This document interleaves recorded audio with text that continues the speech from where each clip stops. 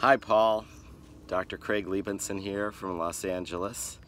On a beautiful Sunday morning, I'm walking my dog Harley, who's huffing and puffing and panting, and I'm thinking about the upcoming trip to Prague. I'm very excited to share the first principles of movement program there, inspired by Dr. Carol Levitt and Professor Vladimir Janda, my mentors who taught me to keep an open mind for new ideas, even if they sometimes show what I thought or believed before was wrong. Dr. Levitt really emphasized the importance of humility.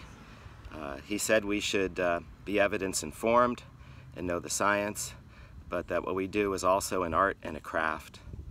And so we have to be as precise as possible. We work, as he said, at the level of acceptable uncertainty. So there's no place for being a know-it-all. We want to be a learn-it-all, and he showed that to me through the 30-plus years that I knew him.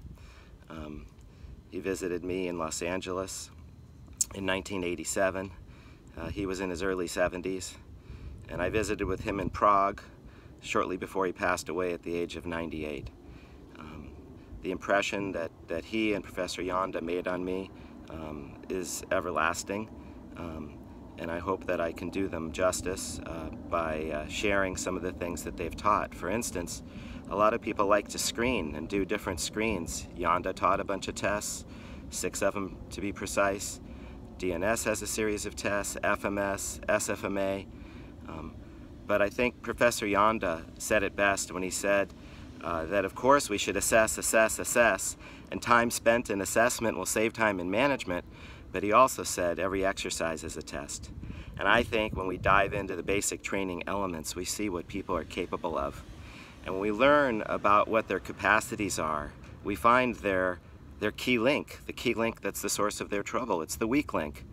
So as John F. Kennedy said, if you want to lift the tide, lift all the boats. The rising tide lifts all the boats. So like Gray Cook taught, we should find the most important painless dysfunction. This is the functional approach of Levitt and Janda. We don't focus on symptoms, we focus on dysfunction.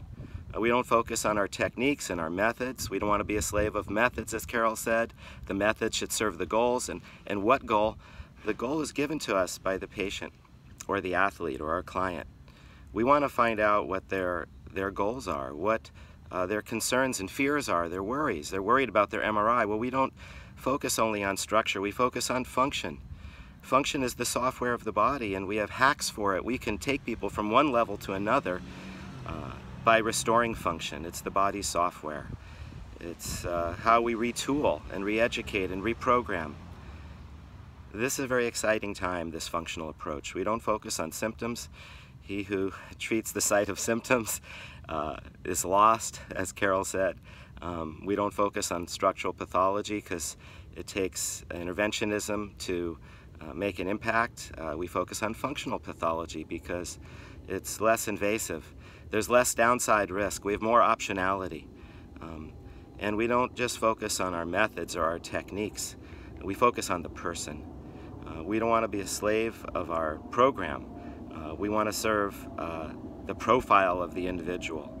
And this is all the functional approach, inspired by Dr. Levitt and Professor Janda. We know from Pavel Kolaj's great work how important developmental kinesiology is. That's also a hack for us. Going into some of these closed-chain positions helps us to retool and reboot the upright posture. And of course, we need good positional integrity so that we can build good patterns, and we have good patterns, we can build good strength, and we have good strength, we can create sustainable athleticism. So that which enhances performance, it prevents injury. So these are just a couple Sunday morning thoughts. I'll be sharing 4 principles when I come to Prague that simplify this approach, so you're not a slave of methods. We have sustainable principles. We have scalable principles. And the first is that we manage pain. Not every hurt equals harm, but it's not boot camp, it's Buddhist. We find the middle path. The second is we want to make sure that people move well before they move often. We don't load dysfunction. And the third, of course, is that we build capacity. The hardest thing you do well. Load is the best corrective, and we don't want to overcorrect people and go off into rehab purgatory where we're managing people away from load. We've got to progress. And finally, the fourth is about variability and dynamic systems theory, where we can manipulate the environment or the individual or the task in order to create a constraints-based approach to motor learning that potentiates this motor learning, that accelerates it, that enhances skill acquisition and residual adaptation, because it's not about winning the exercise, it's about winning the adaptation. So this fourth principle, it really is about the fact that everything is interconnected, and there are many roads to Rome. There's not just one pathway, and we want to find the most efficient. We want to be able to integrate. We're overwhelmed today, and if we can integrate, that gives us a great deal of efficiency and saves us time and saves us energy and gets results faster. So we know that we can't manage what we can't measure. We've got to find the low-lying fruit, and we've got to be able to build up that capacity and bridge the gap so that they have more capacity than they need. We want a buffer zone so they're prepared for the unexpected, as Tim Gabbett teaches. So raising their floor, creating a new ceiling, this builds their confidence and self-efficacy. It's reassuring and it's reactivating, so it's the science.